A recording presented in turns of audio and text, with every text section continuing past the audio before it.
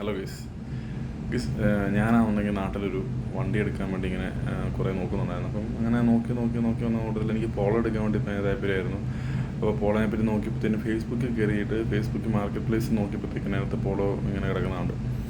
അങ്ങനെ വെച്ച് നോക്കിയപ്പോഴത്തേനാണ് സാധനം ഞാൻ സ്ക്രീനിൽ ഷെയർ ചെയ്തേക്കാം ഡീറ്റെയിൽസും കാര്യങ്ങൾ. അപ്പം ഒരു പുള്ളിക്കാരൻ ഇട്ടിരിക്കുന്നു, പോളോ കണ്ടു, അതിൻ്റെ ഡീറ്റെയിൽസും കാര്യങ്ങളൊക്കെ ഉണ്ട്. പുള്ളിക്കാരൻ നമ്പർ ഉണ്ടായിരുന്നു. അപ്പം മെസ്സേജ് ക്ലിക്ക് ചെയ്ത് വാട്സാപ്പിൽ മെസ്സേജ് അയച്ച ആ മെസ്സേജും കാര്യങ്ങളൊക്കെ ഞാൻ കൊടുത്തേക്കാം. ഈ പുള്ളി ഇട്ടേക്കുന്നുണ്ട്, ഒരു മിലിറ്ററിക്കാരൻ്റെ പ്രൊഫൈൽ പിക്ചറാണ് ഇട്ടേക്കുന്നത്. വണ്ടി വേറെ ആരുടെയൊക്കെ ആയിരിക്കാം. പുള്ളിക്കാരൻ പറയുന്നത് വണ്ടിയാണെന്നുണ്ടെങ്കിൽ ഞാനാണെന്നുണ്ടെങ്കിൽ നിങ്ങൾക്ക് തരാം. അപ്പം റേറ്റും കാര്യങ്ങളൊക്കെ നമ്മൾ പറഞ്ഞ് ഓക്കെയാണ്, റേറ്റ് നമുക്ക് ഓക്കെയാണ്. പക്ഷേ വണ്ടി ഇൻസ്പെക്ഷൻ ചെയ്യണമെന്ന് പറഞ്ഞപ്പോഴത്തേനും പുള്ളി പറയുന്നത് പുള്ളി മിലിറ്ററിയിലെ ക്യാമ്പിലാണ്, പുള്ളിക്കാരന് ഇവിടെ ഇല്ല, സ്ഥലത്തില്ല, കേരളത്തിൽ വന്നപ്പോഴത്തേക്കിനും വാങ്ങിച്ച വണ്ടിയാണ്. പുള്ളി ഇപ്പം ഇവിടെ ഇല്ലാത്തതുകൊണ്ടാണെങ്കിൽ പോയപ്പോൾ വണ്ടി കൊണ്ടുപോയി, ഇപ്പോൾ എങ്ങനെയും വിൽക്കണം അങ്ങനെയൊക്കെ പറഞ്ഞിട്ട് വണ്ടി നമുക്ക് അയച്ചു തരാം, കൊറിയറായിട്ട് ഇങ്ങോട്ട് അയച്ചു തരാം, നിങ്ങൾ ഡ്രൈവ് ചെയ്ത് നോക്കിയിട്ട് ഇഷ്ടപ്പെട്ടെങ്കിൽ എടുത്താൽ മതി, ഇല്ലെന്നുണ്ടെങ്കിൽ നിങ്ങൾ എടുക്കേണ്ട, വണ്ടി എനിക്ക് തിരിച്ചയച്ചാൽ മതി.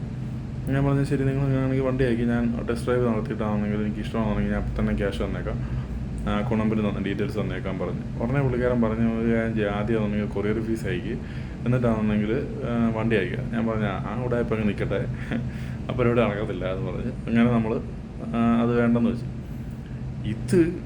അത് കഴിഞ്ഞപ്പോഴത്തേനാണ് എൻ്റെ അളിയൻ ഇത് കണക്ക് നേരത്തെ എന്നോട് ഒരു വട്ടം ഇങ്ങനെ പറഞ്ഞിരുന്നല്ലോ എന്ന് ഞാൻ നോക്കിയിട്ട് ആ ഡീറ്റെയിൽസ് ഞാൻ എടുത്ത് നോക്കിയപ്പോഴത്തേന് ഇതേ പടം തന്നെ, പിക്ചർ ഇത് തന്നെയാണ് ഇട്ടേക്കുന്നത്, ഇതേ പരിപാടി തന്നെയാണ് അവനോട് വന്ന് പറഞ്ഞത്.